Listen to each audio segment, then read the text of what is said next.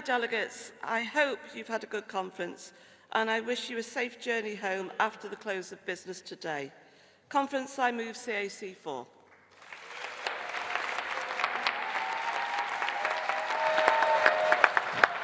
Thanks for that, Lynn. Does anyone wish to ask any questions or make any points on the Conference Arrangements Committee report? But please remember, we've got a lot to get through this morning, so let's try and keep it brief. Thank you.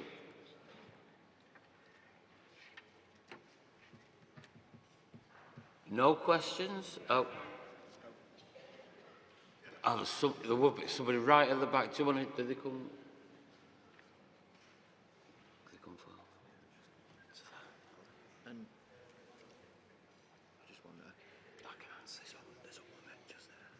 Is there somebody over here with a question?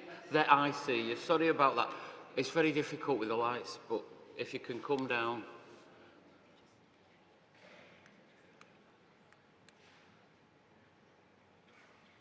Where's the other one? He's coming.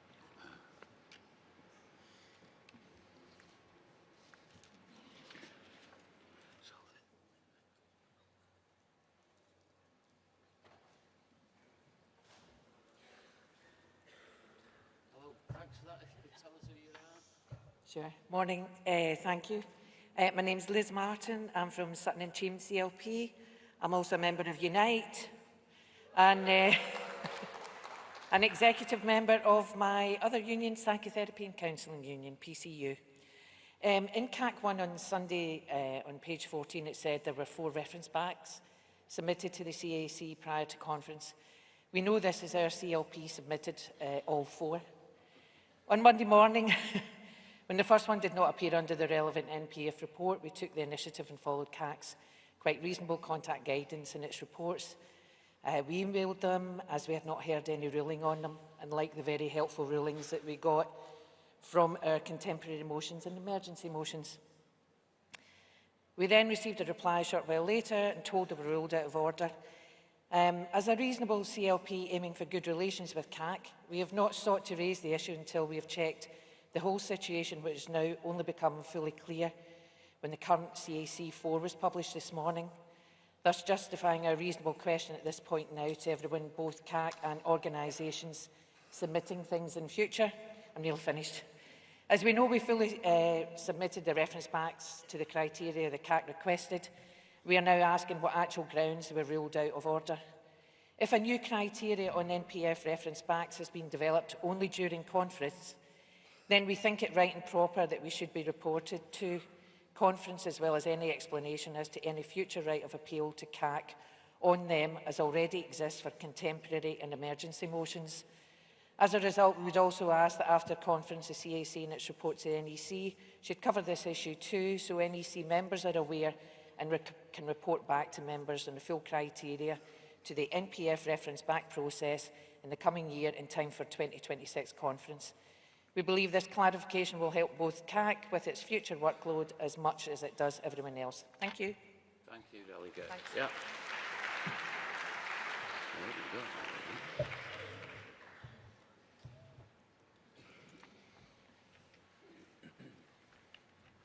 Hi Conference, I'm Ollie, I'm a delegate from Rusholme CLP and a proud member of Unite the Union.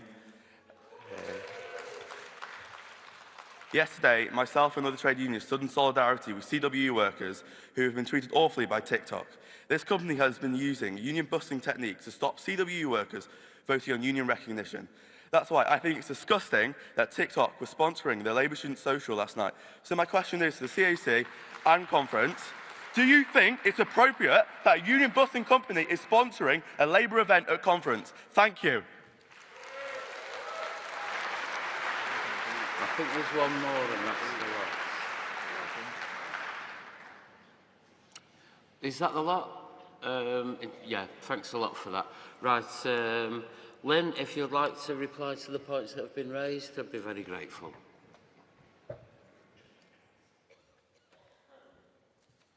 Okay, first, Liz, Sutton and Cheam. All CLPs were contacted about their motions. If you want to come and see us and go through anything additional, please do so. but reference back will be part of our report that goes to the NEC. So we will be fulfilling that.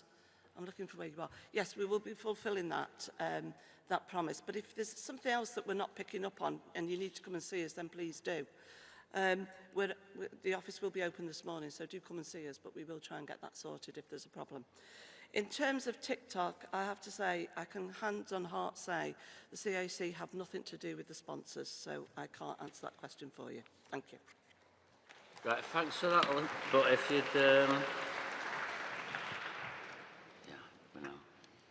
Right, thanks, Lynn. We'll now take the vote on the CAC report. Can I see all those in favour of accepting the report? Thanks, Conference. Can I see all those who are against? Right, I think you'll find that's carried, yeah. But thank you. But now, Lynn, please don't leave the stage yet. Conference, I just want to say a special thanks to Lynn and her colleagues on the CAC who preside over the conference. It's quite frequently a thankless task, but essential to the running of the conference.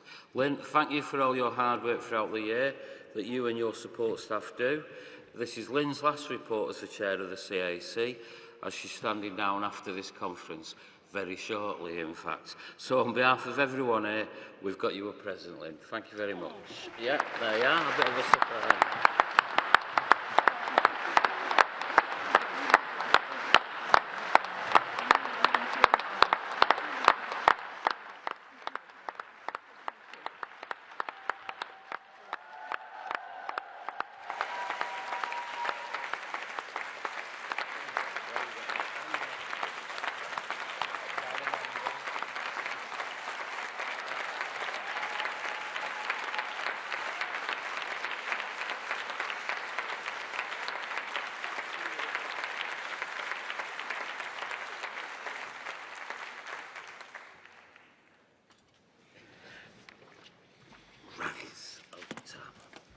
Okay, right, thanks for that conference, much appreciated. And now our first speaker this morning is Joe Fortune from the Cooperative Party. Joe, if you'd like to come up, that'd be great.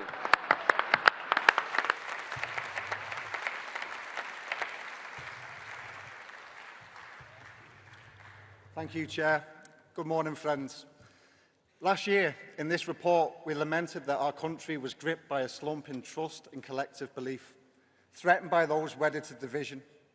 In response, the Cooperative Party launched a campaign called Community Britain, because we believe in the politics of common purpose and common ownership, not common enemies. Community Britain celebrates the strength of a Britain based on shared space, shared ownership and shared experience. It's now very clear there are very different visions of what our country is and should be. There's a stark choice.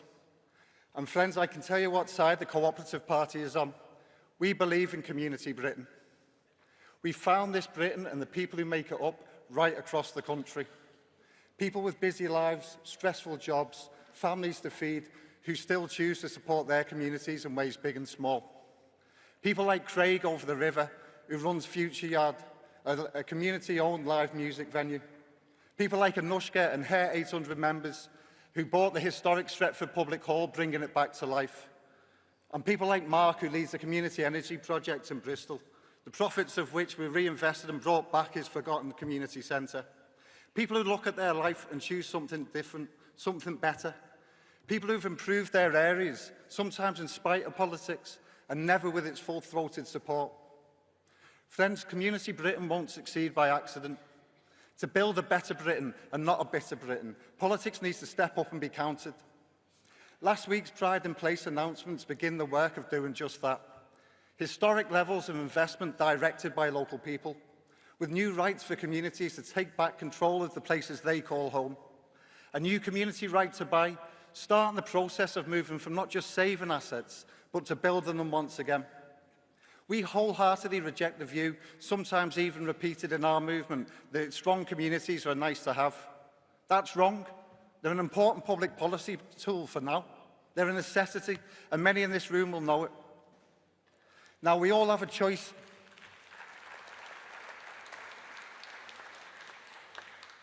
Now, we all have a choice about the sort of country we want to leave behind. Whether it's a country still in the grips of political apathy, believing that politics can't understand its struggles and its strains, or its hopes and dreams, or a country improved and empowered from the bottom up, stronger and more powerful than the one that we've found. We in the Cooperative Party choose that vision. We choose it with Community Britain. These are Labour values, and if we don't embrace and derive our strength from, others will, for very different ends. I want our Labour family to come with us in choosing Community Britain. Our partnership with you brings together the Labour and cooperative movements, two of the most successful social movements in our country's history. I'm proud we share a world-leading commitment to double the size of the cooperative economy. It's the embodiment of our shared cause and shared politics. It underpins our partnership. This year, 2025, is the UN Year of the Cooperative. The UN believes that cooperatives build a better world and has issued a call to all governments to harness cooperative power. Here, this Labour government has started doing just that. For the first time in decades, we now have a pro-co-op Westminster government.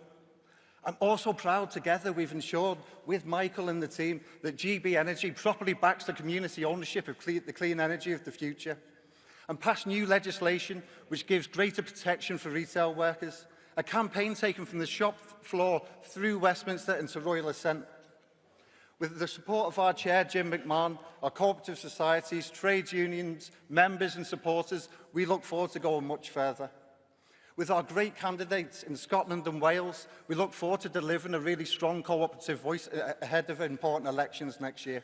With what we expect will be over 1,000 local election candidates, we look forward to having cooperative ideas put into practice in town halls up and down the land. Conference, I believe that we have a unique and beautiful mission. The Cooperative Party was born from the cooperative movement, a movement which is held together with internationally adopted values and principles, left in place for hundreds of years. People in the co-op movement believed in self-help and self-responsibility long before they put nets on football goals, believed in equity and equality before Victoria married Albert, and believed in democracy and solidarity long before Karl Marx picked up a pen to start writing Das Kapital. These are the enduring values our movement has chosen, and in conference I tell you, we will continue to fight for these long into the future as well. Friends, we believe in a more Community Britain. Join us. Thank you. Thank you, Joe. Thanks very much for that.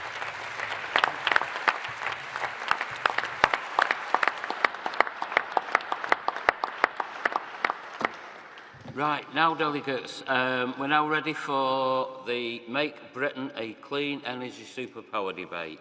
Let's get straight to the contributions from the floor. We start with Composite 1, Animal Welfare, moved by Camborne and Redroof CLP and seconded by the Wrecking CLP. So, can I see the delegate from Camborne and Redroof, I think?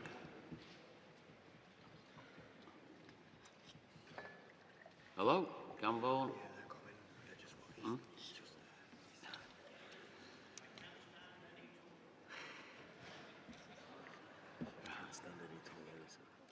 Anyway.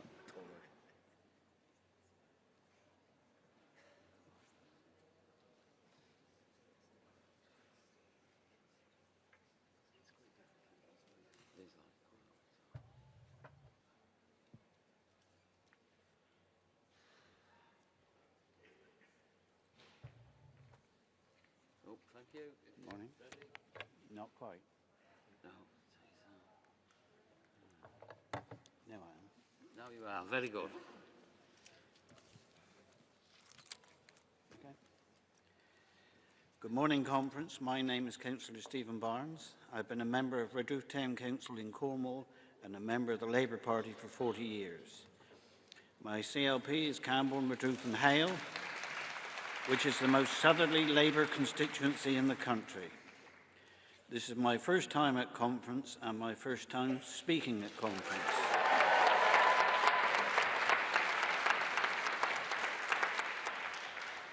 This is a composite motion which encompasses many issues relevant to improving the welfare of animals, ranging from problems with pets being stolen to how we should treat our wildlife in the country. The Labour Party has a proud track record of animal welfare when in office. We must advance those standards. Britain is known as a nation of animal lovers, and we need to have legislation to meet those expectations. COVID showed how much people value their pets and how some others valued them as a quick way to convert somebody else's pet into an easy cash bonus for heartless scoundrels, which tore families apart, leaving pet owners devastated and heartbroken. The previous Tory government dropped the Kept Animals Bill, which would have ended puppy smuggling, puppy farming and reduced pet theft. It also failed to pass the Trophy Hunting Bill, which would have stopped hunters who slaughter and display endangered animal body parts.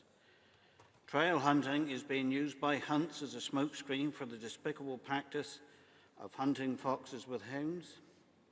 We see regular examples of this throughout Cornwall.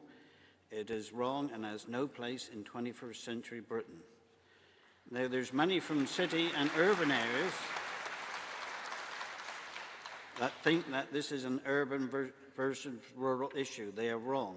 Banning this cruelty is as important to us in rural areas as it is to those of you that live in cities. Perhaps even more so as we witness the cruelty firsthand. This government was elected on a manifesto commitment to ban it. My message to conference and the leadership is respectful but blunt. Please just get on with it. I urge you to support this motion, and before I leave the rostrum, I'd like to thank my CLP for sending me, and my colleague Deborah Reid for supporting me, and happy birthday to my baby on Saturday. She's 27.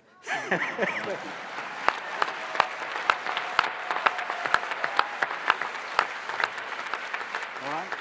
Thanks for that, Stephen. I'm sure we all join with you in sending those birthday wishes. Yeah, but thank you very much. Yeah, and now if we can see the delegate from the Wrecking. Wrecking, Stephen, yeah.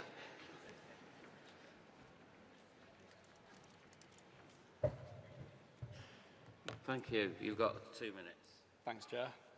Conference, good morning. My name is Jordan Keeble, and I'm a first-time delegate and speaker from the Wrekin.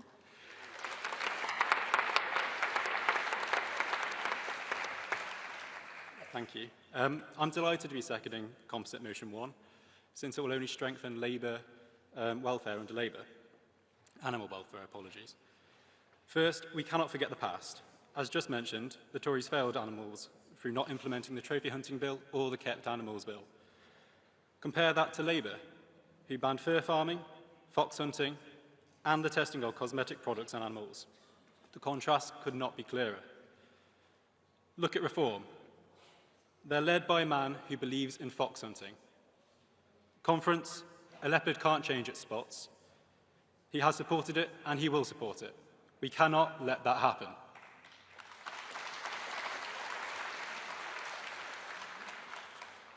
The message is clear. Tories will fumble, Reform will digress, only Labour will progress.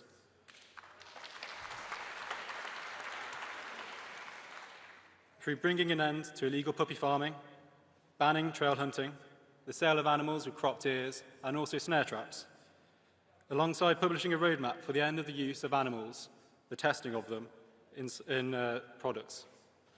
We will ensure that all animals, from rabbits in Rutland to Great Danes in Dagenham, and mini pigs in labs, all of them will be better off if we go through this motion.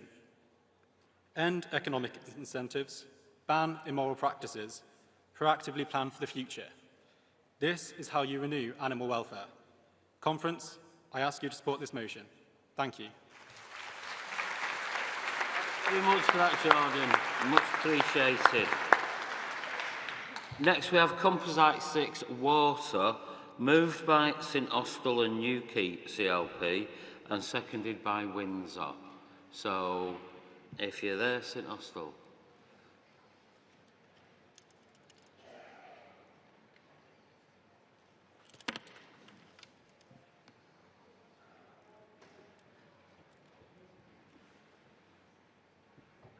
Thanks for that. You've got 3 minutes. Thank you very much. Morning. Got the graveyard shift, haven't we? My name's Jake Bonetta, delegate from St Austell and Newquay CLP, the chair of South West Young Labour and a councillor in the beautiful Penchuan Valley. Thank you. On June 19th, the St Austell River, my local river, a lifeline for wildlife and a place of peace for our community, was poisoned. Hundreds of fish were killed when liquid lime was poured into the watercourse from a southwest water site in our valley. The local ecosystem collapsed, and the community left in fear of going near our waterways. As someone who lives, walks and exercises around the riverbanks, all of this happened within sight of where I live. The bitter irony, all of this happened as our brilliant local Labour MP, Noah Law, was in the middle of a meeting with South West Water's senior management, supporting residents and pushing infrastructure upgrades, of all things. This wasn't an isolated accident. It was the consequence of years of underinvestment, outsourcing and neglect. South West Water, like other private water companies, have prioritised shareholder dividends over environmental stewardship, prioritised a quick buck from residents over the long-term picture. And our rivers, our seas and our communities, my neighbours, are now paying the financial and environmental price. That's why I'm proud to move the composite motion on water. It supports our government to stop companies profiting from failure, introduce severe and automatic fines for offences, ensure independent monitoring of every outlet in every water body, and yes, Conference, bring criminal charges and even prison sentences for water bosses who persistently break laws or cover up damages.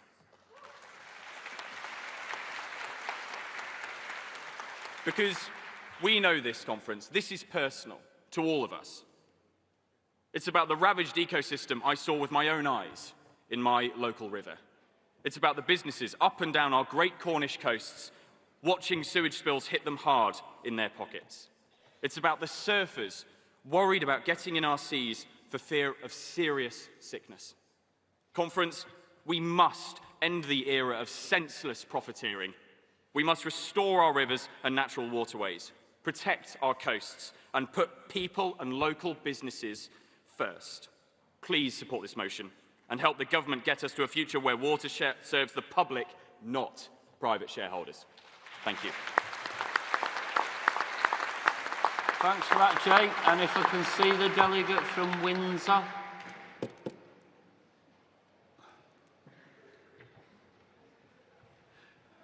Thanks very much. You've got 2 minutes. Thank you, Chair. Good morning, Conference.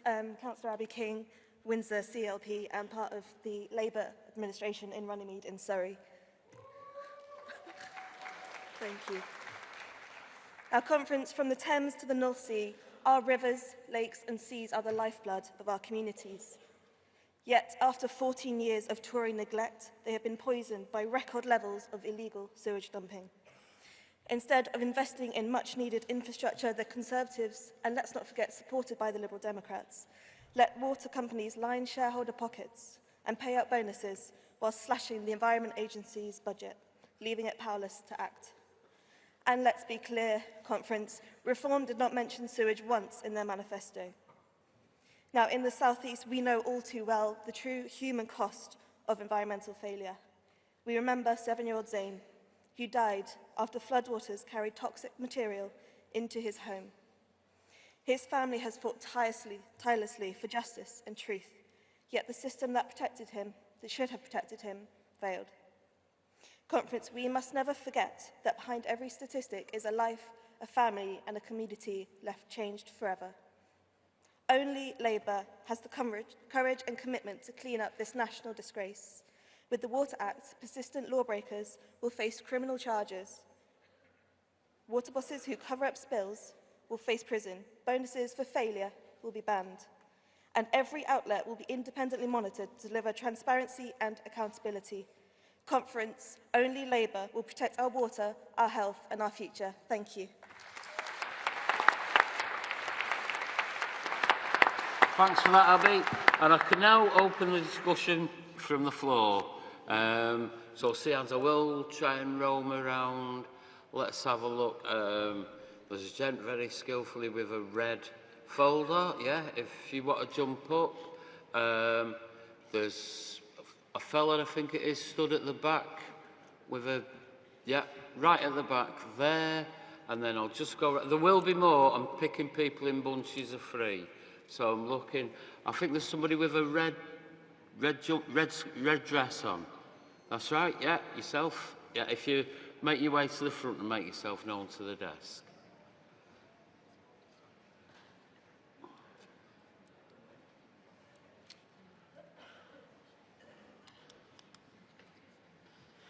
Right, and if you could just tell us who you are, that would be appreciated. How many minutes have you got? Conference, my name is Sean Edge, and I'm a first-time delegate from Blazon and Concert CLP. Now, thank you. Now, I was born and raised in South Shields, where the River Tyne meets the sea, and that river built our towns, shaped our industries, and still defines who we are as a region. Now, in Blazon and Concert, where I live today, the Tyne is still on my doorstep, joined by the River Derwent, flowing from Durham through Concert and Gateshead before meeting the Tyne. These rivers link my hometown and my new home. But after 14 years of Tory neglect, too often they've become open sewers. In 2024, the Derwent was polluted 466 times. The Tyne was polluted 989 times. That's more than 2.5 dumps every single day. And Northumbrian Water did this while paying dividends and bonuses. Now, Conference, that is a scandal. And let us be honest, Reform have no plan for water, no plan for sewage, and no plan for our rivers. Most of their waste comes from Reform's deputy leader in County Durham, Darren Grimes. Oh, I know he's a right keyboard warrior, our Darren. But whilst he's spewing his own pollution on social media, while Darren tweets Labour acts, my outstanding MP, Liz Twist, has demanded real powers to hold water bosses to account. She's raised this time and time again in the House of Commons. This motion delivers them: criminal charges, automatic fines, and an end to bonuses for failure. And just as past generations served as apprenticeships on the Tyne, today a new generation is serving theirs at the Energy Academy at Newcastle College. Supported by our fantastic North East Mayor, Kim McGuinness, that academy is delivering the green and blue skills needed to clean up our rivers for future generations. Conference, the Tories failed. Reform have no answers, and only Labour will act for clean energy, clean water, and communities being put first. And as Jimmy Nail sang in that great Geordie banger, Big River, everything they tried so hard to kill, we will rebuild. Conference, I urge you to support Composite Motion 6. Thank you.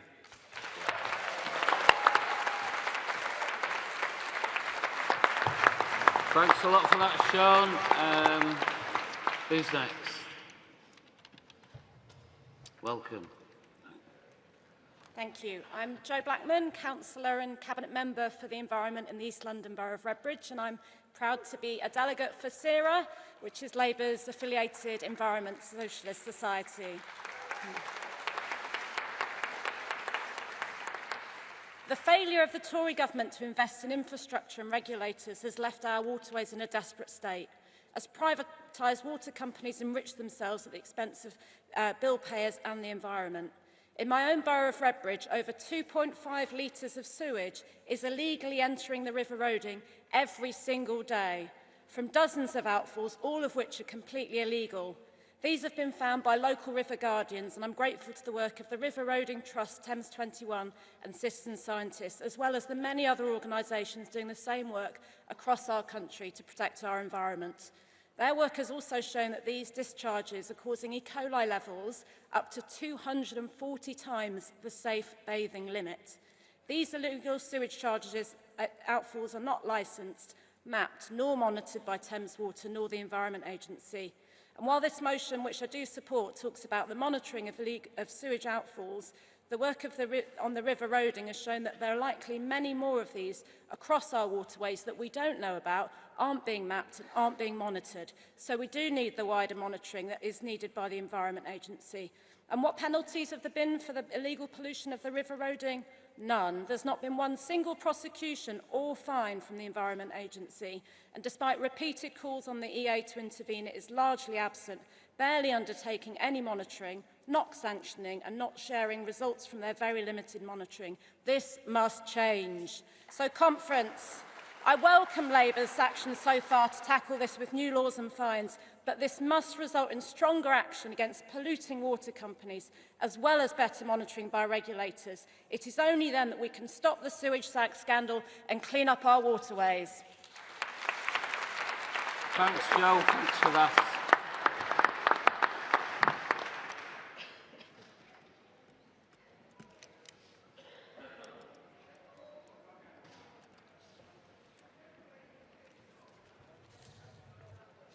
Good morning, Conference. Andrew Fox-Hewitt from the Fire Brigade Union here to speak in support of this composite. Many people will not immediately associate the state of waterways with firefighting, but it is firefighters who respond to incidents on our rivers, our lakes, and on the increasing amount of serious flooding that we face. Despite being the only agency doing this work, successive governments have failed to place a statutory duty on the Fire and Rescue Service to do this. This means that the services do not get the funding for the jobs, the equipment and the resources that we need to undertake that work. So the Fire Brigade Union call on this government to urgently put that right. But the other issue of the state of our waterways is the severe health and safety risk to our members. We have had firefighters up and down this country contract serious waterborne diseases when undertaking rescues that have ended their careers.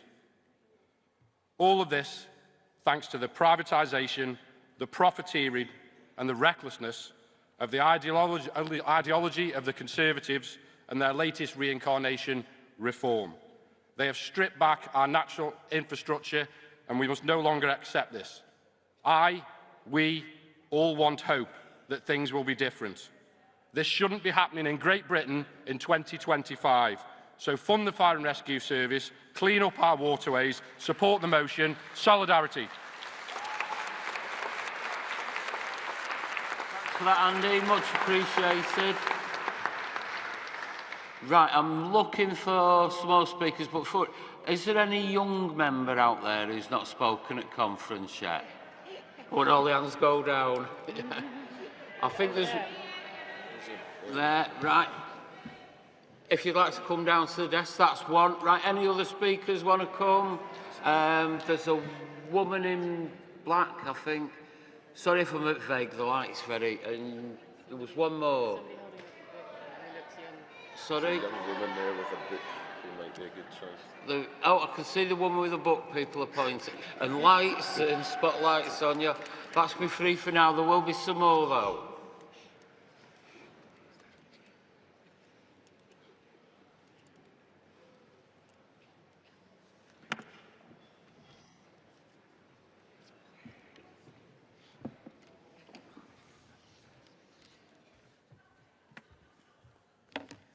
Good morning, Conference.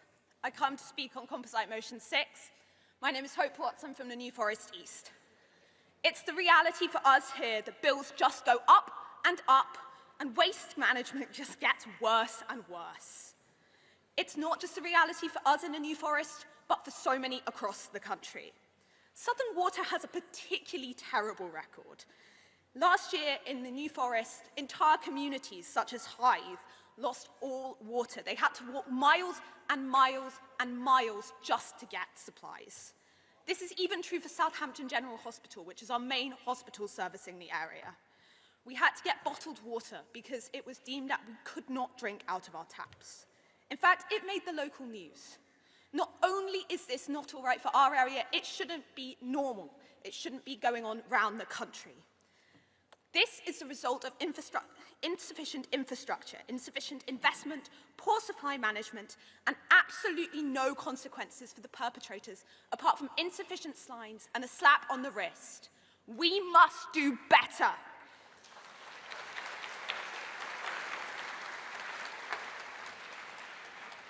The Labour government stands at the precipice of actually doing something about this issue. We cannot let reform take away our power. Our CLP and our party should be acting on this. Therefore, I call on Conference urgently to act on Composite Motion 6. Thank you very much.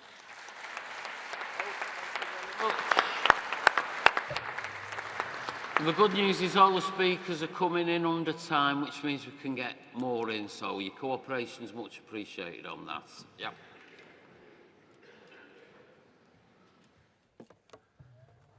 Hello, Conference. Oh, it's gone up. Hello, Conference. My name is Joseph Morris, and I am from here, but I'm representing Newcastle North CLP. I'm going to... Thank you. I am a first-time delegate, and I am also a first-time speaker. So, thank you. Bloody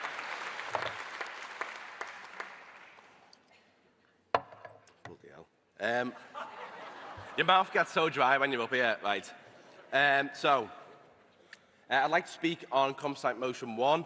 I do fully support the motion, and I will be voting for it. But what I'd like to discuss is animal welfare as a priority ballot. I've been extremely disappointed with the fact that we have chosen animal welfare as a priority ballot. And, you know, we've prioritised as a debate animal welfare over the welfare of our people, over the welfare of the working class.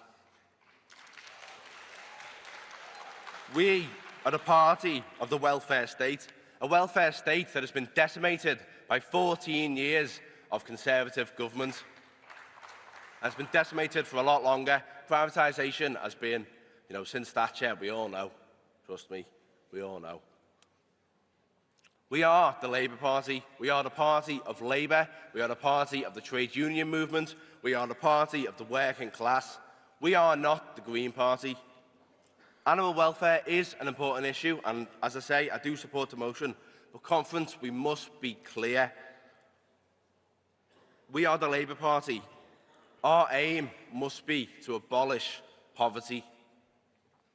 The greatest stain on our society is poverty. Poverty is a political choice, and I am extremely disappointed that we have not been able to discuss it at this conference.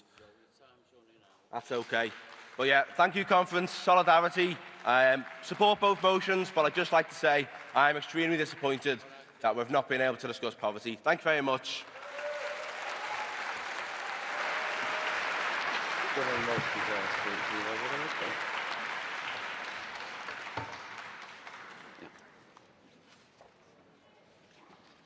Oh, welcome. Yep. Okay. Hello, everyone. I'm Freya, and I'm a first-time delegate and first-time speaker from Huntingdon CLP.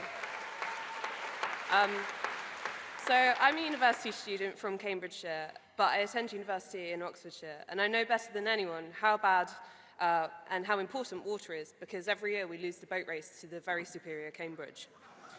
But there is a serious message behind this, and our waterways are deeply polluted and they are unsafe. There are periods of time we cannot enter it due to the pollutants present, and it's so bad that one of my friends was unwell for over a week at the end of our first year, as she'd been in contact with the water and had got some E. coli contracted in it. Thames Water should be held accountable for its failures to maintain safe waterways, and how can it be right that a boss receives a six-figure bonus and boasts that he deserves it when his company is consistently failing?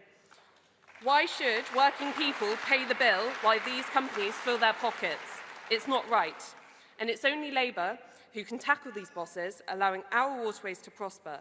So support this motion to stop those who are profiting at the cost of our health and safety from continuing to do so. Thank you very much, Conference.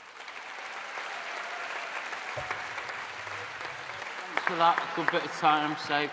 Right, if we're quick, we've got time for another 3 delegates. Let me have a look. I'll try and get some people. There's one right at the back waggling a blue document. If you could come up. Yeah, that's you yourself. There's a gent here who's smiling like mad. Oh, brightens my morning up. And let's see, and in the red over there, yeah, that'll be our 3. Sorry for now, thanks.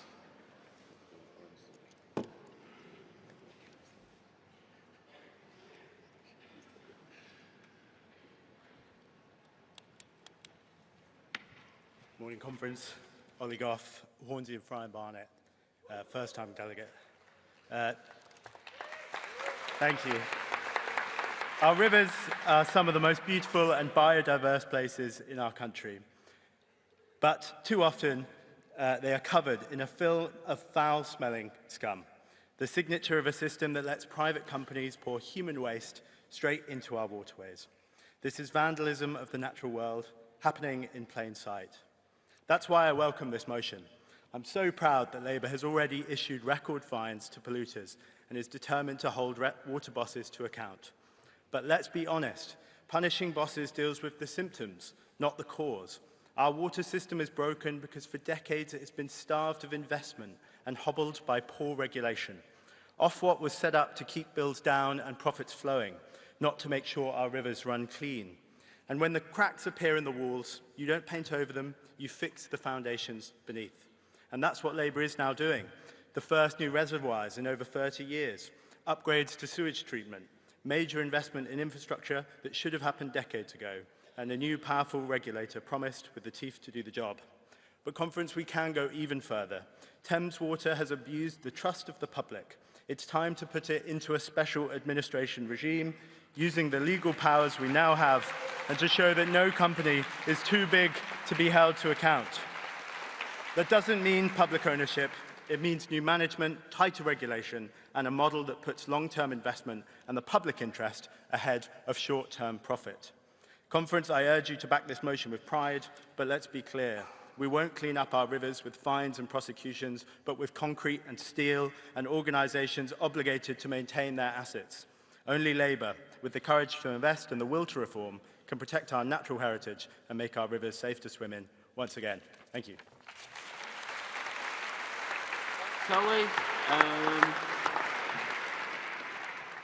Let's see who's next. Hello. Good morning, Conference. My name is Comfort Akimobola, and I'm representing East Leeds CLP. I'm a first-time delegate and a first-time speaker, so I'm really nervous. I am supporting Composite Motion 6. Across our UK, our river and coastline are drying, poisoned by record level of illegal sewage dumping. This is a toxic legacy of 14 years of Tory failure. In Yorkshire, where I am from, we see the crisis firsthand. Not only are we fighting sewage in our waterway, but our vital reservoirs are also drying up. This is a stark symbol of failure from the Tory government. And water is life, as we all know that. I would like to also pay tribute to champions like Richard Bogan, our MP, who fight tirelessly for this anti-sewage campaign on the background. And also, now that we have the Labour government, we employ the government to please ban executive bonuses when the companies are failing. We must also introduce severe and automatic fines to every company and their offences. And also, we must bring criminal charges for water bosses who cover up these illegal sewage spills. Please, Conference, we must support this motion to keep water, because we know water is life. Thank you.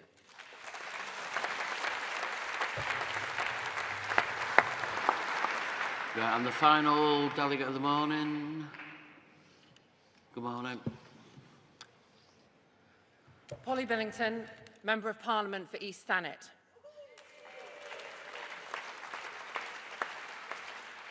East Thanet is made up of 3 towns that rely desperately on the health of our waterways and our seas. It is surrounded on all sides by beautiful beaches and seas that people want to come and enjoy.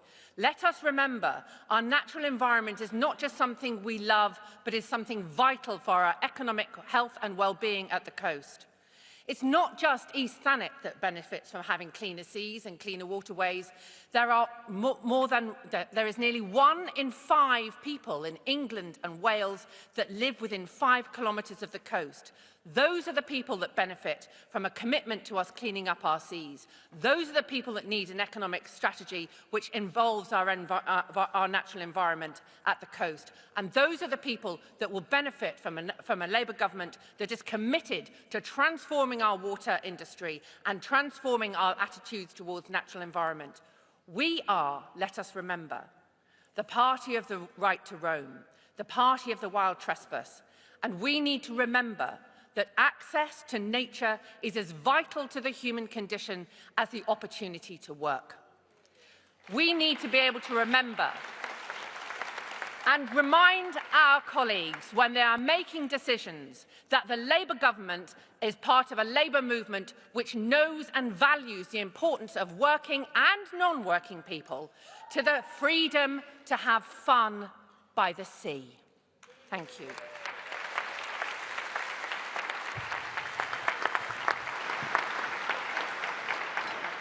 Right, well, thanks for that conference. I'd like to ask you now to welcome the Secretary of State for Environment, Food and Rural Affairs, Emma Reynolds. Thank you.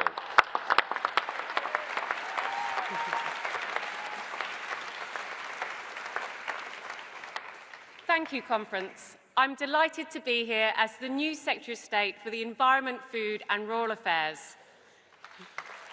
And to have such a strong ministerial team: Angela Eagle, Emma Hardy, Mary Cray and Baroness Hayman. The first all-women ministerial team at a UK Department of State. Conference, until recently, I was the City Minister, but Conference, I'm more of a country girl than a city girl. Taking my kids on walks in the stunning Chiltern Hills is one of the greatest joys of my life. My Wickham constituency is surrounded by beautiful farmland and countryside. No wonder the Labour giants Barbara Castle, Harold Wilson, Nye Bevan and Clem Attlee each made that part of rural England their home. Conference, a walk in the woods, a hike over the hills, a dip in the sea. These are the things that make life worthwhile. These are the things that make us proud to be British. However, we all know that the state this country was left in by the Tories was dire. Nature in catastrophic decline, waste littering our streets, vital infrastructure stalled. And Conference, perhaps the biggest scandal of all, raw sewage choking our rivers and lapping at our seashores, the perfect metaphor for Tory failure. But we've already turned a corner. This Labour government is leaving behind the stench of the Conservatives, and we're cleaning up our rivers, lakes and seas. Thanks to the work of my predecessor, Steve Reed, and our fantastic Labour MPs in Parliament, this Labour government has passed a new law that puts water companies on notice.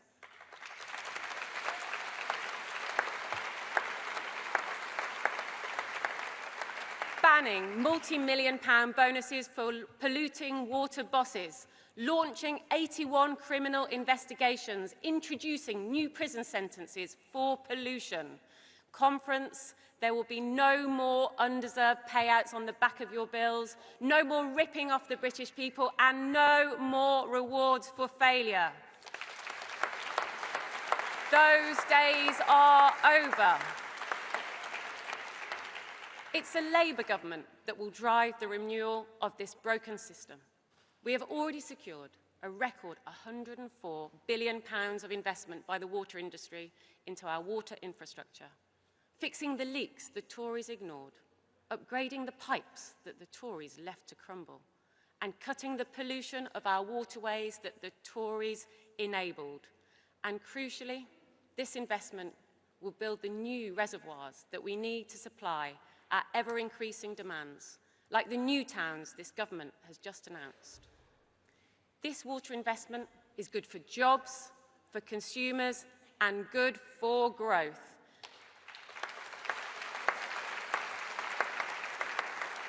Turning around a broken water system will not happen overnight, but I am determined to drive this fundamental change and clean up our rivers, lakes, and seas. First, we will abolish Ofwat and create a new, single, powerful regulator to stand firmly on the side of consumers and the environment, ending the abuses of the past. Second, we will go further and introduce a new water reform bill to deliver a water system designed for the long term. And third, we will use the fines on water companies, over £100 million to date, to invest in cleaning up our waterways. Conference, we will make the polluter pay.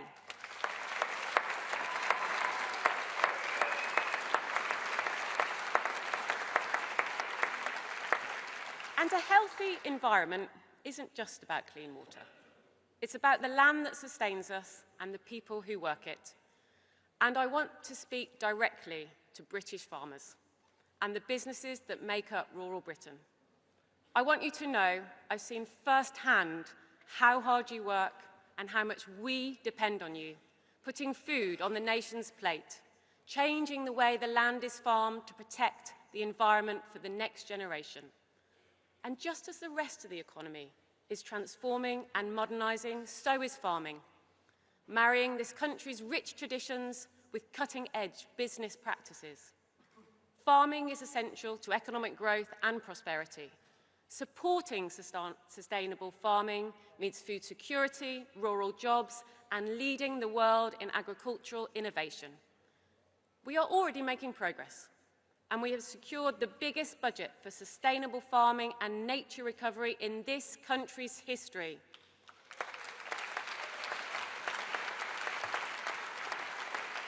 And there is much more to do. We will bring forward the farming roadmap and the land use framework to pave the way towards a profitable and healthy farming future.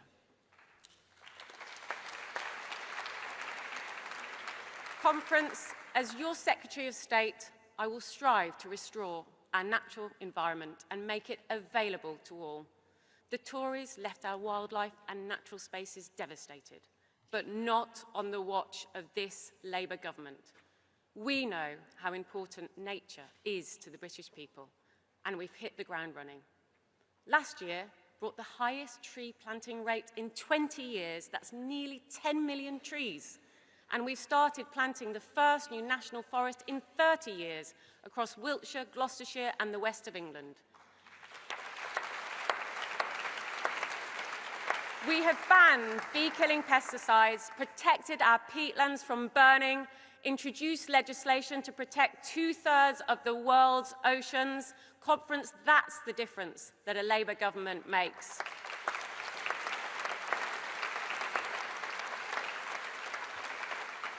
But there is still much more to do.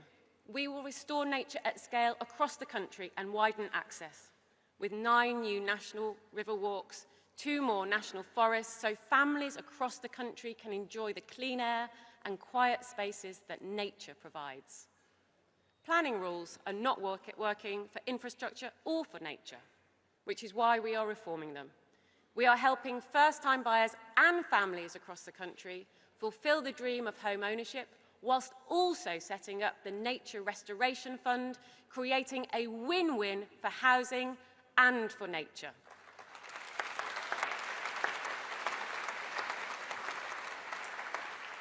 Conference, concern for the natural environment runs deep through our movement's history, from the earliest days of the cooperative movement and their concern with healthy communities, food and homes, to the trade unions' mighty campaigns for safe, clean workplaces, to the Kinder Scout trespass led by workers from Sheffield and Manchester who fought and won the right to enjoy nature, to William Morris and the call for beauty in the face of industrial squalor. And in office, Labour governments and Labour councils have delivered the laws to safeguard the environment and make the joy of nature available to all. Conference, we can be proud of our record on the environment, whereas the Tories consistently ignored and neglected it, and the British people rightly threw them out.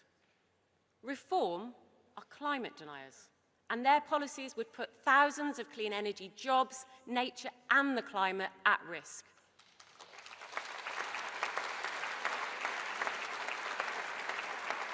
The Greens, on the other hand, are apparently in favour of clean energy, except when it comes to building any infrastructure.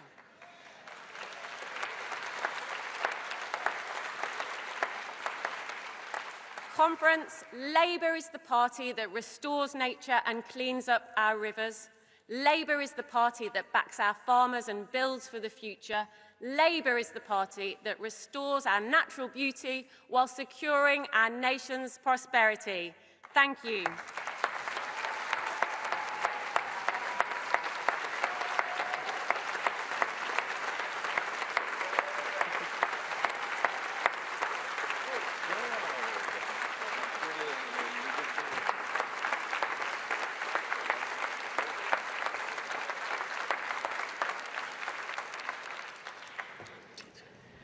Right, oh, well, thanks for that, Emma. Very inspiring. And conference, now if you'll join me in welcoming Tracy Wainwright, who will introduce Ed Miliband. Oh, fantastic.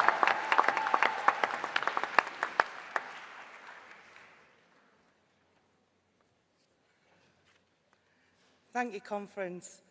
My name is Tracy Wainwright. I'm a Unison member and a coordinator for EDF, supporting 3 branches and members across the UK. And I'm proud to stand here as someone who's worked in the energy industry for 26 years. I know the value of high-quality energy jobs, with unions at the heart, can have for our communities. I've seen firsthand how the sector provides opportunities for young people whilst providing the vital energy security we need. The energy industry has powered our country for decades, creating high-skilled jobs in every corner of the UK.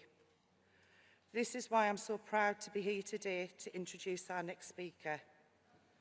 As we begin the next chapter of our country's energy history, it is because of the investment that this Labour government is making through its mission to make Britain a clean energy superpower that the next generation of young people will benefit from good, secure jobs in our industry. Energy security for the country, financial security for families and bill payers, job security for workers, from apprentices at Sizewell C to carbon capture in Aberdeen to Rolls-Royce in the East Midlands. We all know it's not just about jobs, but good jobs with proper wages and decent rights at work. We must also take the opportunity to tackle injustice that many working people face. From day one of this Labour government, Ed Miliband made clear to the energy companies that we will not accept new industries being considered a union-free zone, as they were under the Tories. Unions must and will have a central role in building our energy future. That means decent pay, good quality conditions, access to training, and yes, strong trade unions in the workplace. Alongside the biggest upgrade to workers' rights in a generation, this Labour government is grasping that opportunity. And I'm proud to say in August 24, Unison, GMB, Prospect and Unite signed one of the first recognition agreements in the renewable industry. This is a difference a Labour government on your side makes. And this is why I'm pleased to introduce your next speaker, the Secretary for State for Energy Security and Net Zero, Ed Miliband. Brilliant, Tracy. Thank you so much. Thank you so much. That was brilliant. Thank you very much.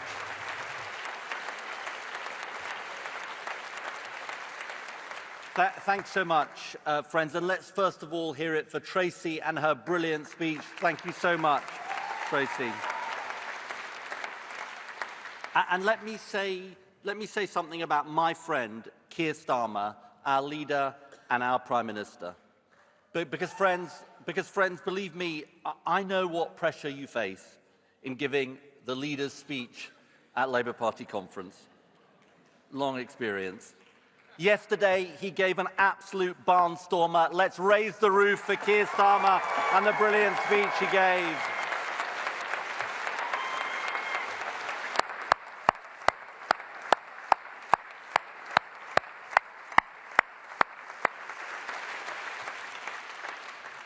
Friends, I know this party, and I love this party, and I love all of you as well. You know, You know, my dad spoke at conference only once as a delegate. The party conference was in Margate. It was 1955, 70 years ago. And recently I looked back at his speech, and in a 2-minute speech, he attacked the National Executive Committee. He complained about the composite he was being asked to support.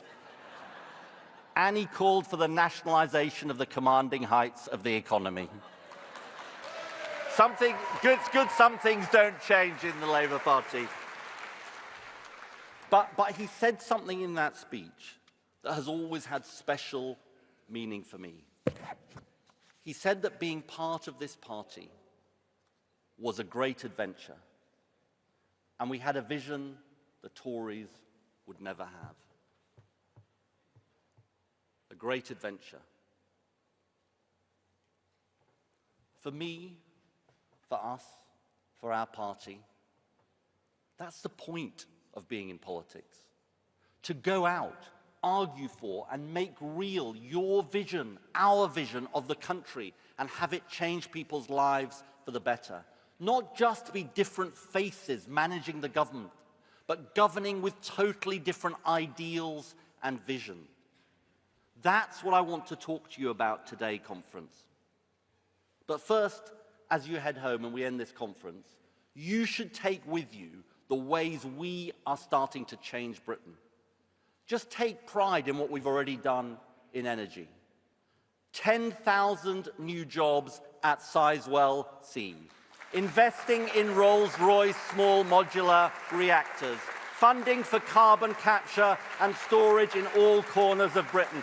The biggest investment in clean energy in British history. The onshore wind ban lifted, enough solar to power 2 million homes, ending the scandal of the mine workers' pension scheme, solar panels on 200 hospitals and 200 schools to cut their energy bills.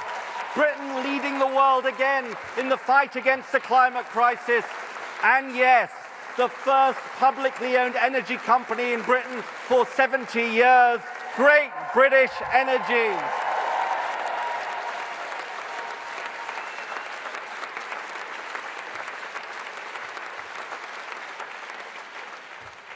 But friends, this must only be the start of the change we bring to Britain. Because our country is so far from the vision we all have, and people are impatient for change. And here's the thing, they're not wrong, they're right. Our country needs to be run very differently. Now, we know what reform's approach is. Scapegoat anyone or anything they can pretend is the cause of all our problems. They want to blame diversity. They want to blame net zero, anything they can to stir up division. Friends, I'll tell you this, they're wrong.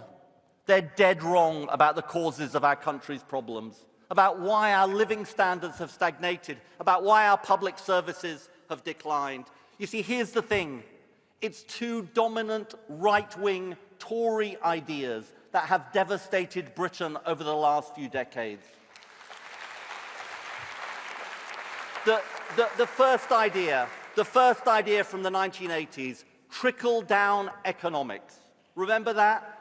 Enrich those at the top, and everyone else would feel the benefits. We all know how that worked out.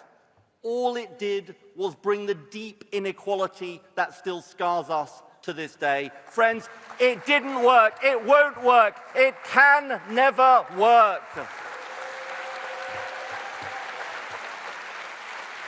The second idea from the 2010s, austerity. That if government got out of the way and cut again, it would sort out our economic problems.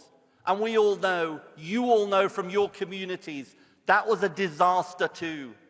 Decimating the services across Britain that working people rely on. So you see, and this has got to be our starting point, that's the real issue. That's the real issue about the condition of Britain. For almost 30 of the last 40 years, we have had governments that have transferred wealth, power, and income away from working-class communities. And it's not through an accidental series of mishaps, but a deliberate act to benefit the wealthiest in our society. Friends, we've got our party card here. Remember what it says on our party card. It says we stand for a community in which power, wealth, and opportunity are in the hands of the many and not the few.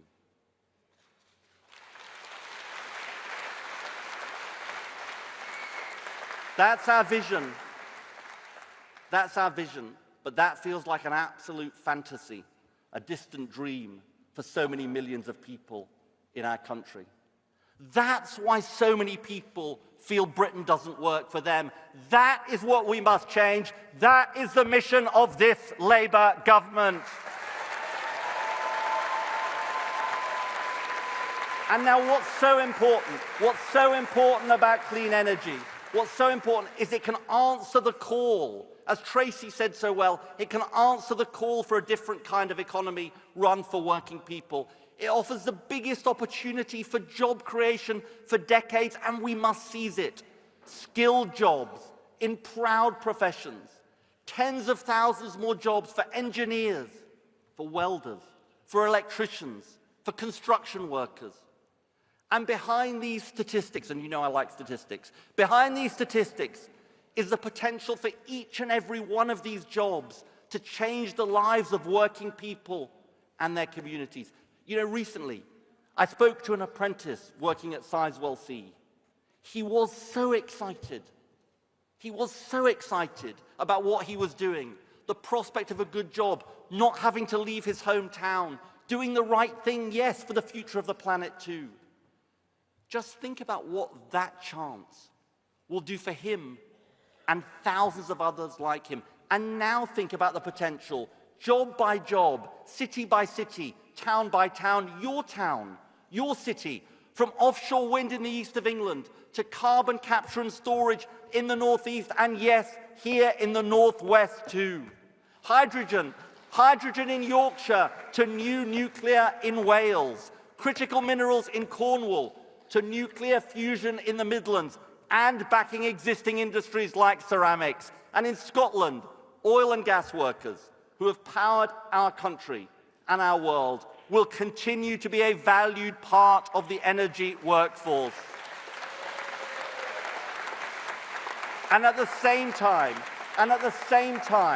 we will create new jobs in hydrogen, offshore wind, and carbon capture and storage.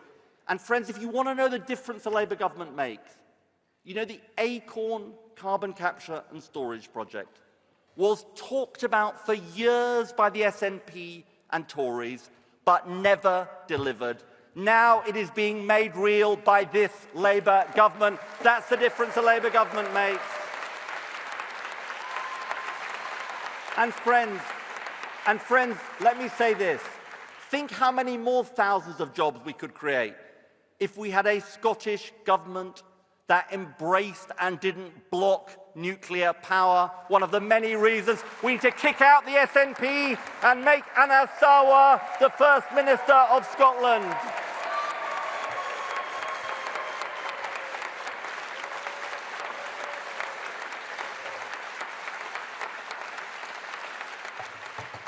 And these jobs, and these new jobs, and Tracy talked about this too, must be a model for the kind of fairer economy we believe in. And look, I want to be very straight with you about this. For far too long, trade unions have been locked out of new energy industries. They came of age when Tory dogma said unions were a dirty word. No more. Not on my watch. Not on my watch, conference. Not on our watch. Not ever.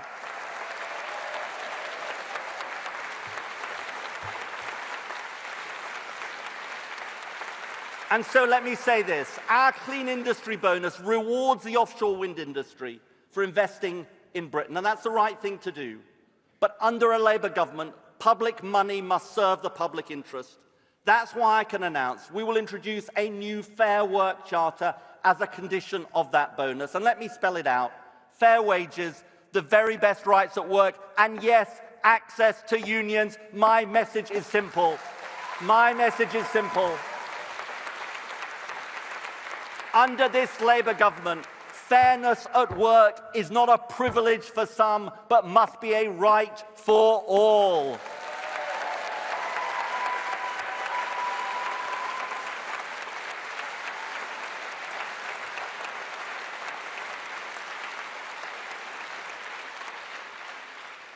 And as I talk about this issue, let me pay tribute to my friend Angela Rayner for her New Deal for working people, and I pledge we will implement that New Deal for working people in full, in spirit and in substance.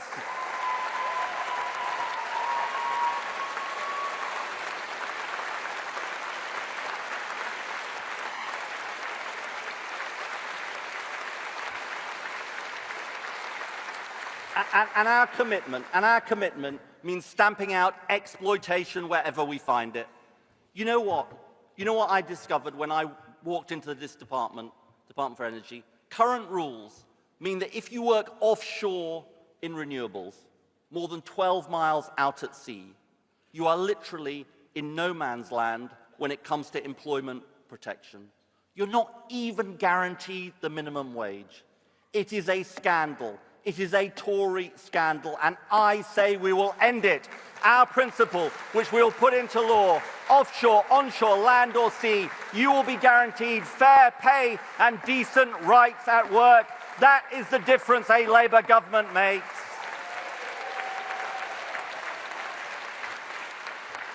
And clean energy offers our best chance to escape the high energy bills that have caused the cost of living crisis. Today, bills remain high because wholesale gas prices are still 75% higher than before Russia invaded Ukraine.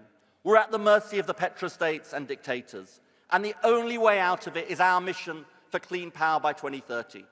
And as we put up the solar panels and wind turbines, build the nuclear power on the grid, in the meantime, we're determined to do everything we can to help working people. So this winter, because of the decisions of this Labour government to extend the Warm Homes discount, almost 3 million more families on the lowest incomes will get £150 off their energy bills. We will not rest until we tackle the scourge of fuel poverty in our country.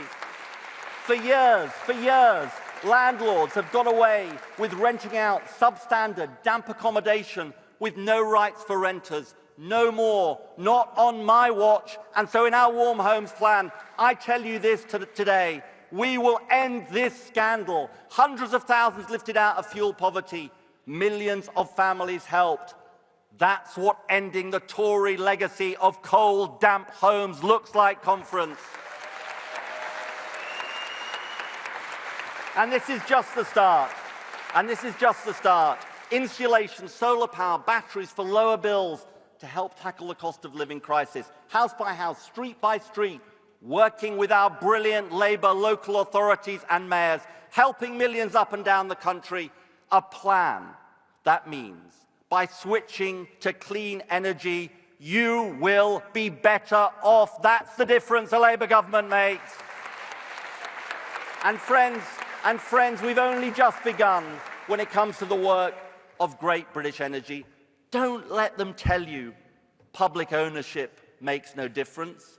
I'll tell you exactly the difference it makes. Building on our success, Great British Energy will go even further in cutting energy bills for frontline services.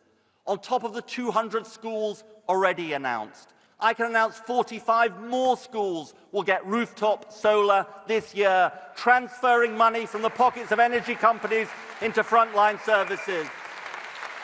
On top of the 200 already in the works, over 50 more NHS sites. And for the first time, our publicly owned energy company, Great British Energy, will work with the Ministry of Defence, so those who serve in our military get the benefit of lower energy bills too. Great British Energy, owned by the British people, supported by the British people. Yes, friends, delivering for the British people.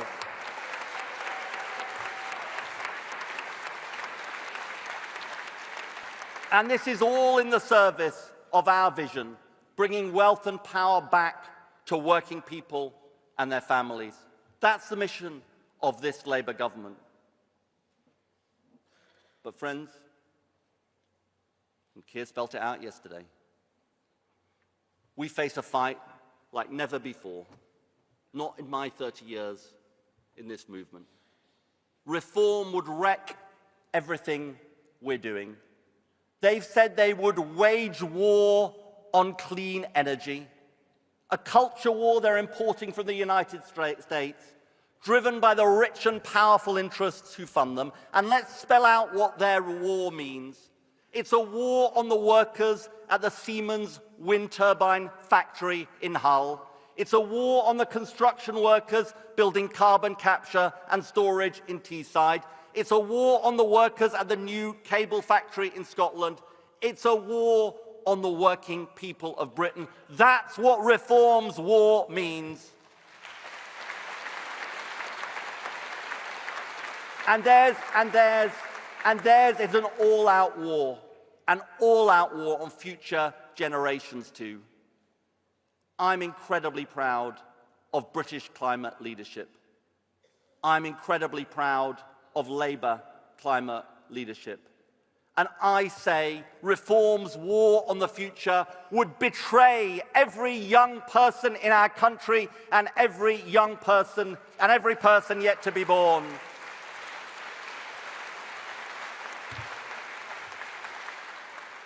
And here's the thing. Don't let Reform tell you Britain can't make a difference in the world. Friends, we will never accept Reform's shriveled, unpatriotic and diminished view of our country.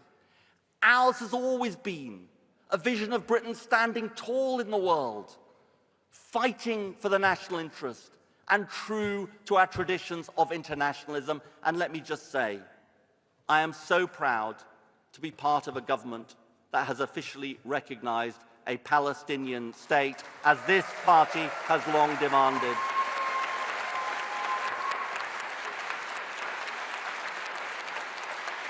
And friends, we've got to call out Farage and his cronies for who they really are. They're the investment-crushing, job-destroying, bill-raising, poverty-driving, science-denying, Putin-appeasing, young people betraying bunch of ideological extremists. That is who they are.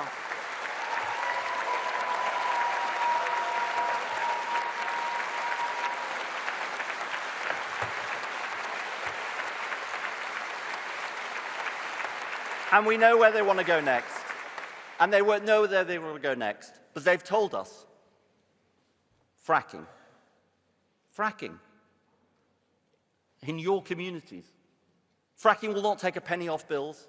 It will not create long-term sustainable jobs. It will trash our climate commitments. And it is dangerous and deeply harmful to our natural environment. Friends, the good news is that communities have fought back and won this fight before and will do so again. Remember Liz Truss? Who could forget Liz Truss? Remember Liz Truss and her 42 days of disaster? The Tories tried to overturn the fracking ban, led by Jacob Rees-Mogg. Remember him? Yeah, who could forget him either? Friends, got a message for you. We sent those frackers packing. I say, let's ban fracking and vow to send this bunch of frackers packing too.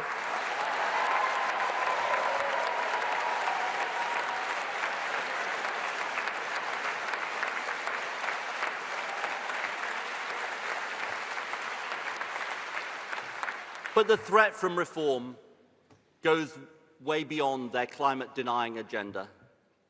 You see, the truth is, I wish Nigel Farage was just the snake oil Tory city boy we've known about for years. He's actually morphed into something even more dangerous.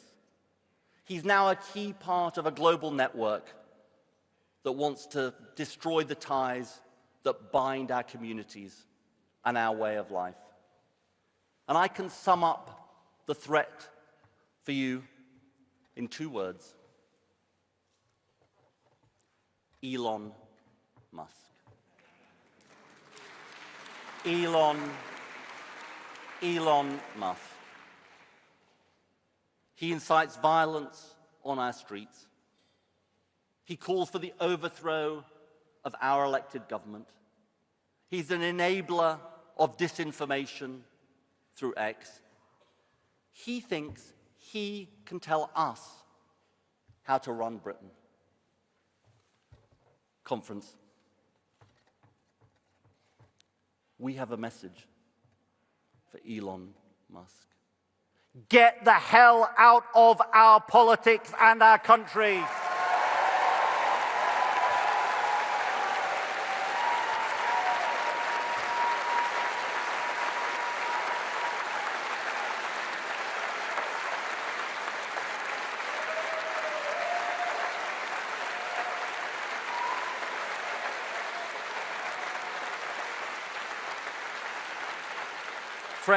Friends, let me end by saying this. What I've learned over 30 years in politics, through good times and bad, thick and thin, is that what sustains you is something very simple. Your values, what you believe in, what you stand for, and who you fight for. That's what the point of politics is. In fact, I think that's the only point of being in politics. And at this moment of peril for the world and danger for our country, we know what our values mean. We have to fundamentally change who our country works for, not tinkering around the edges or fiddling at the margins, but fighting always, always for the vision that it says on our party card: power, wealth, and opportunity in the hands of the many, not the few. And this time, in our generation, we haven't come this far. We didn't work this hard for 14 years through the dark days of opposition to hand our country over to reform. This is the battle of our time. Our people and our communities against the political con men who want to sell our country out to the vested interests.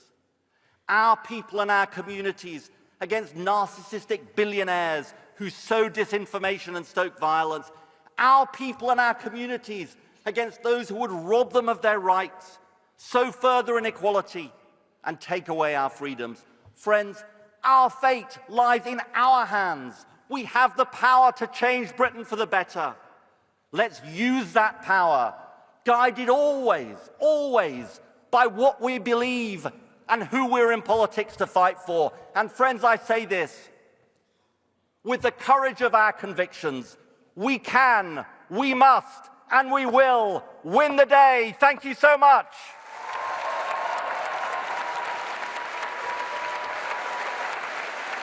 Thank you so much. Thank you so much. Thank you. Thank you very much. Thank you.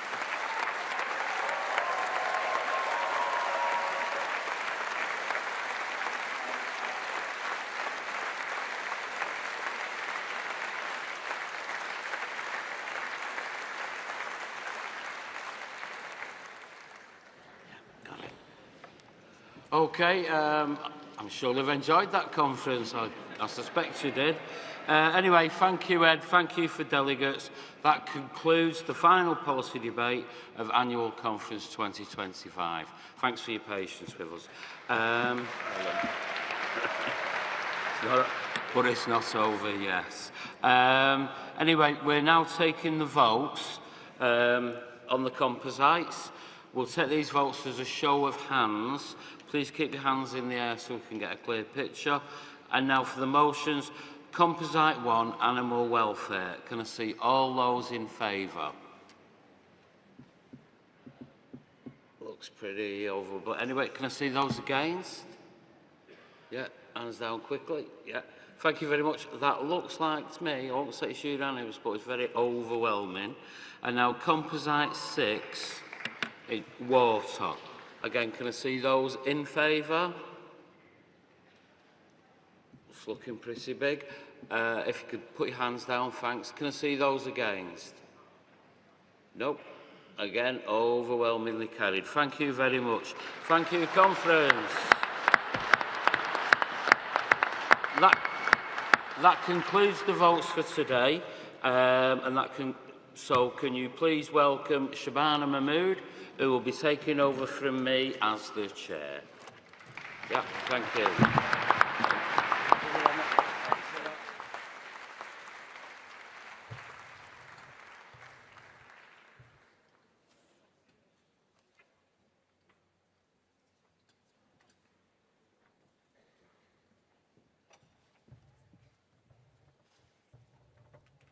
Thank you very much, Conference. And thank you for being here on the final day as we close our conference.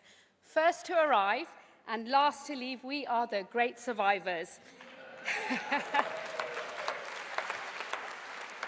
I mean, some might say there is a touch of masochism to those of us who are still here.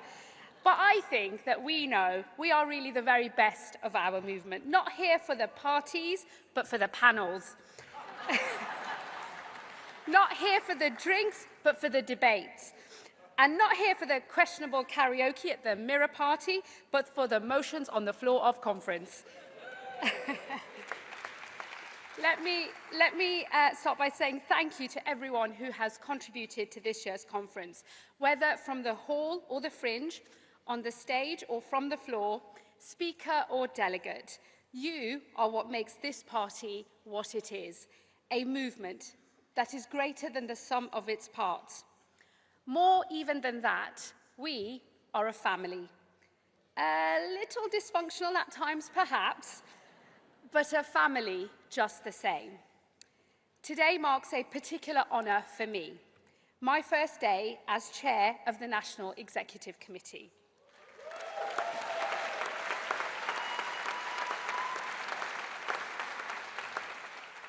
And it is a privilege to chair the body that unites each element of this party, the Cabinet and our members of Parliament, councillors and CLPs, trade unions and affiliates. The Labour Party has always been a big tent, uniting different traditions, ideas and ideals in a single common cause, making our country a better place. I have now been a member of the NEC for nearly a decade. Some of them were dark years for our party, but they were years in which we steered ourselves away from the brink of irrelevance. They were the years that we reconnected our party with the working class communities that we exist to serve. They were the years when we earned our right to be a party of power once more. Today, I become chair in what are dark days once more. But now the situation is different. There is not a darkness in our party, there is a darkness in our country. As the Prime Minister himself said yesterday, we find ourselves engaged in a fight for the soul of this country. And we have a choice between fear and hope, between division and decency, between grievance and renewal. I know the path that we will choose because I know the vision of this country that we all believe in. It is a vision of an open, tolerant, generous place. It is a patriotism that speaks but does not feel the need to shout. It is one that embraces those who trace their roots here back 1,000 years, and also those who look like me. It is a patriotism that accepts that some things about our country will change, but that there is something essential that will always endure. It is the patriotism of a Greater Britain, not a littler England.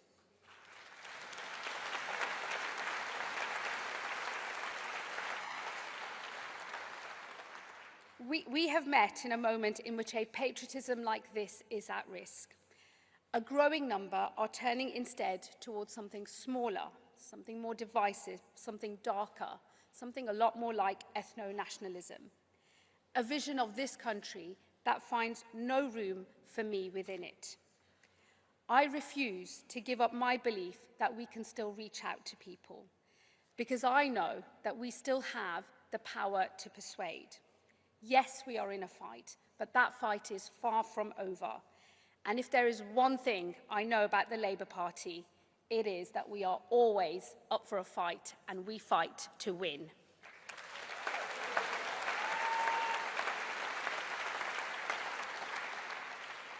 This conference has given us renewed vigour in that effort. From the stage, our Prime Minister and Cabinet have set out the change that we are bringing to this country. A Hillsborough law that rights a decades-old injustice.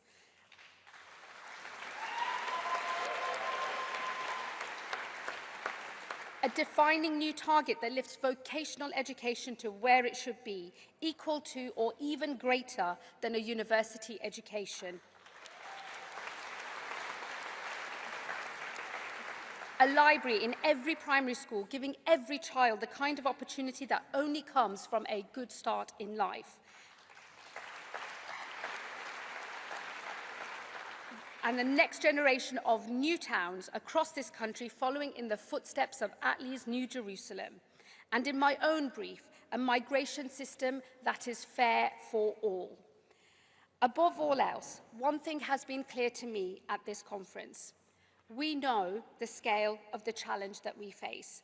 We know that working class communities across this country are calling out for change. That change is underway. Yes, change takes time, but change is coming. And together, I know that we will renew this country. Thank you, Conference.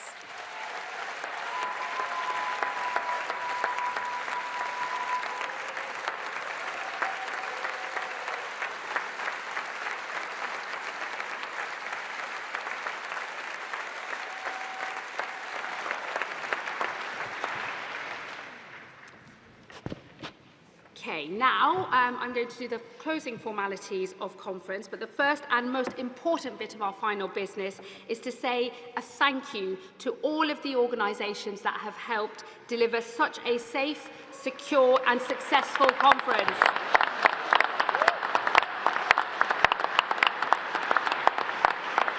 So, let me say, all the staff at the ACC Liverpool, all the hotels across the city, including the Pullman and Leonardo's, Merseyside Police, Securitas and Carlisle Stewarding, and Ashley Venables and all of our accessibility stewards. Barefoot Live,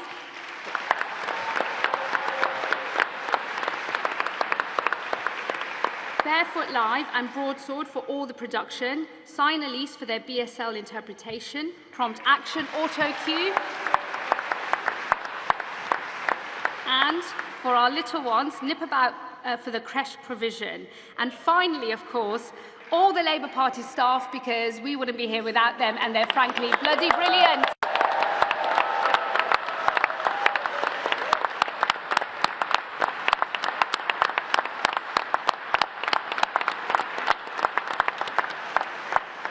Okay, folks, so now to lead the singing of the Red Flag and Jerusalem, we welcome back to conference Anna Marie Newton. She's accompanied by Stephen Mannings, Director of Choral Outreach at Liverpool Cathedral.